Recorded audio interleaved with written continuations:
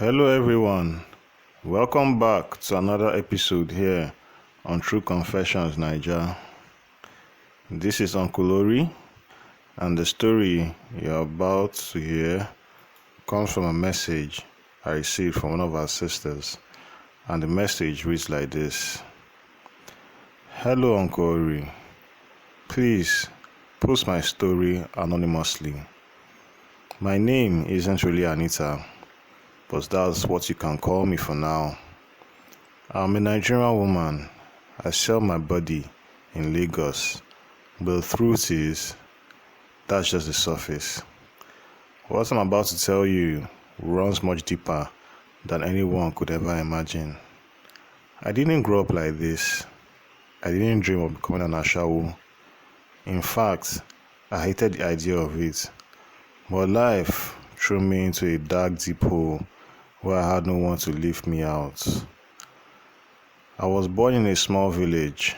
Life there was already hard. But in my house, it was war. My father had 2 wives. My mother was the first, but she hardly ever stayed at home. She would disappear for weeks, even months, and return like a visitor. I was the first child, so when she wasn't around, everything fell on me. Cooking, cleaning, even caring for the younger ones. I was just a child myself, but they made me feel like a grown woman overnight. My stepmother didn't make it easier. She came into the house with pride and wickedness. She knew my mother wasn't always present, so she ruled the house like a queen. My father, he didn't care. He was a drunk. He would come home smelling like a cheap gin and would pass out on the floor or shout out all of us. I was scared of him too. But what really broke me, what really changed everything, was my stepmother's brother. He was a soldier, a man trained to fight. He used to visit often and sleep in our home whenever he was on a leave. Once evening, I delayed his food. It was a mistake. I didn't even know he would be coming back that night. But that simple mistake changed my whole life. He came back drunk and angry. He pointed a gun at me and said, "Do you know I'm trained to kill?" He told me he could shoot me right there and nobody would question him. That night he didn't kill me, but he started conditioning me, threatening me. Every time I made a mistake, he would say something like, "One day I'll finish you." Eventually, that one day came. He came home late night, reeking of alcohol, and was already in bed.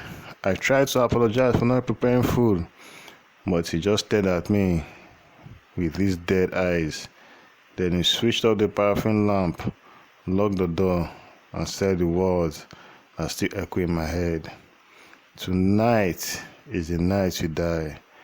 I begged, I pleaded, I cried, and held his feet. He said, "If you want mercy, give me something to make me smile." I didn't understand at first, until he pushed me to the bed. He forced himself on me.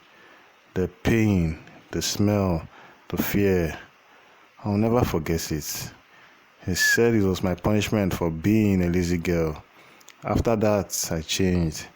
I went silent. I avoided people. I lost trust in every man. But somehow, I survived. Years later, I met a guy. He was different, or so I thought. He was into tech, fixing phones, computers, laptops. I liked him because he didn't rush me. We bonded over small things.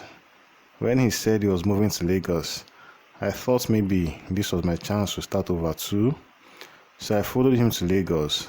But Lagos is a city that swallows girls like me.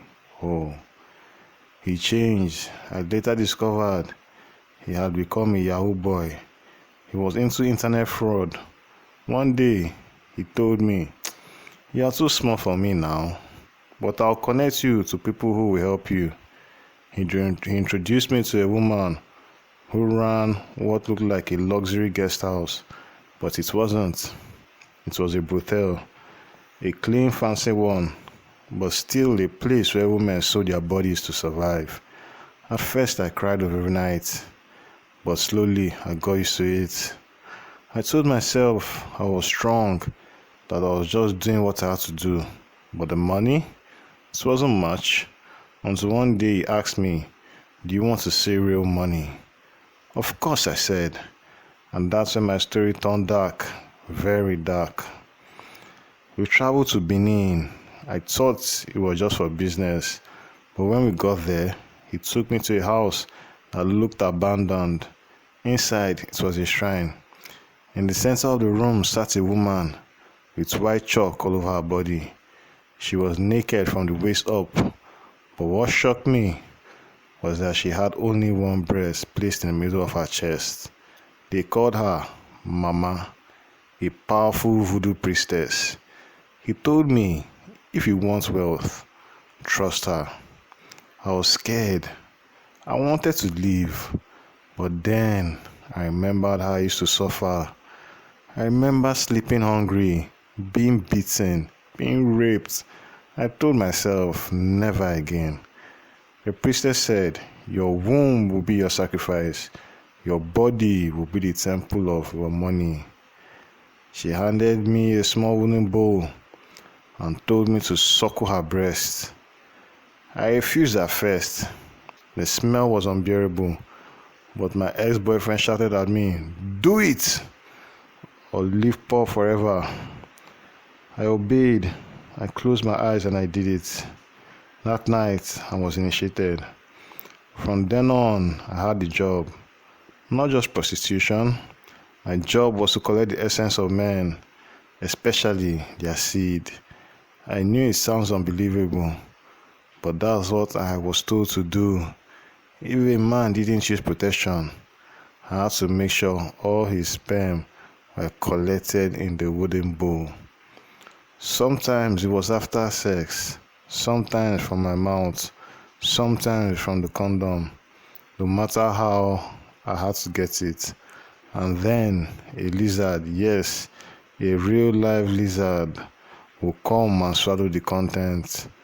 Every time, no matter where I hit the bowl, the moment I placed it, the lizard will appear. I became rich. I started living in nice places. I wore good clothes. Men chased after me, not knowing where they were giving away. But inside me, I felt empty. I couldn't sleep. Sometimes I would dream of what that priestess said, standing in my room, watching me. Sometimes I'll hear babies crying in my dreams. Babies I'll never have, because my womb is no longer mine. People see me today and say, "Wow, Anita, you're glowing." But what they don't know is that my glow came from a very dark place. So why am I telling this story now? Because I don't want another girl to think that suffering is a curse that can only be solved with wickedness. I made choices. Maybe I didn't have much of a choice back then, but now I see that the pain never really goes away, even when the money comes.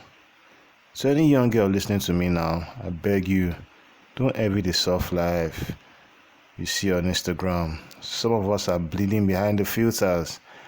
And if you're being abused like I was, please talk to someone. Don't keep quiet like I did. Silence nearly killed me. If the story gets posted, thank you, Uncle Ori. At least someone somewhere will know that I was real. I'll be looking out in the comment section to know opinions of viewers.